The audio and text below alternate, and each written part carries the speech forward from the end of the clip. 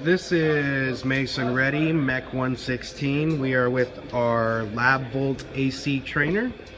Today we have a 3-phase motor, a power supply, a lockout module, a contactor, and a switch. As you can see, when activated on our power supply, we remove our safety device, activating our whole entire circuit. As you can see, when pressing the button, the motor spins in a clockwise fashion.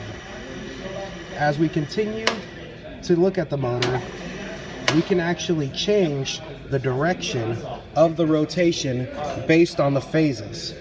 If we switch phase 1 and phase 2 the opposite direction, we are able to change the direction of rotation along the motor, making it run counterclockwise. As you can see, when activated, that the RPMs is roughly